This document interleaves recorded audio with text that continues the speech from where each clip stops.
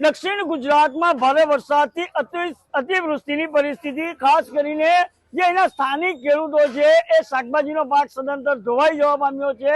તો અહીંના સ્થાનિક વેપારીઓ મહારાષ્ટ્રથી જે શાકભાજી મંગાવતા હોય છે અને શાકભાજી મંગાવતા દ્રશ્ય બતાવવાનો પ્રયાસ કરીશ. તો પ્રથમ તો કે હાલ જે ટામેટા જે તમે જોઈ રહ્યા છો એ ટામેટાના વેપારી પણ જણાવી રહ્યા છે કે હાલ ટામેટા 100 રૂપિયા કિલો.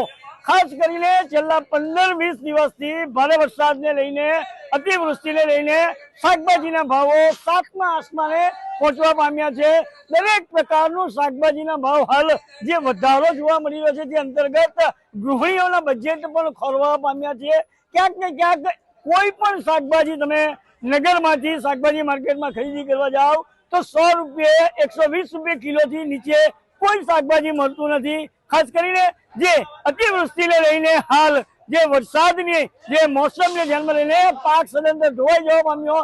મહારાષ્ટ્રમાં પણ ભારે વરસાદને લઈને માર્કેટની અંદર શાકની આવક ઓછી થતા હાલ શાકભાજીના ભાવ 7મા આસમાને પહોંચવા પામ્યા છે. જે 500 રૂપિયા પણ લઈને આવીએ છીએ પણ થેલી પણ ભરાતી નથી.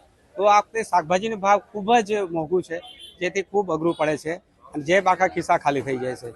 તો મોંઘવારી 7મા આસમાને સૂએ છે. વધુ પડતો વરસાદ પડવાને કારણે, માલની આવક બહુ ઓછી હોવાને કારણે આ બાજુ ખેડૂતો લોકોએ આ ફરી શાકભાજી બહુ ઓછું બનાવ્યું છે.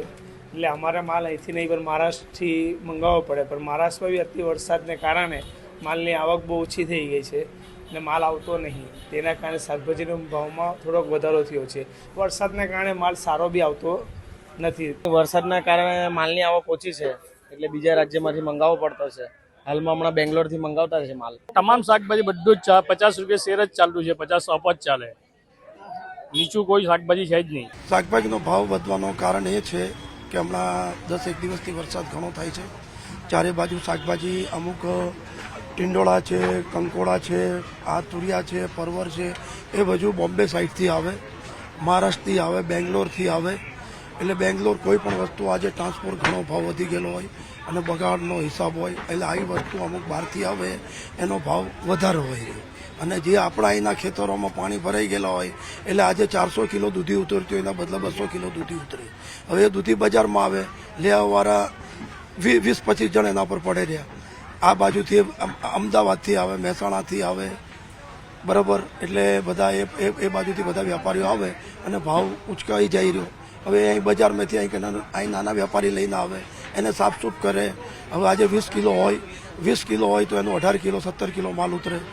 પછી આજે દૂધી આજે 500 રૂપિયા ભાવ પડતો હોય તો એ લોકો 40 રૂપિયા કિલો વેચતા હોય, 50 રૂપિયા કિલો વેચતા હોય, કેમ કે એમને 40 રૂપિયા કિલો ઓલરેડી પડી જાય રહી.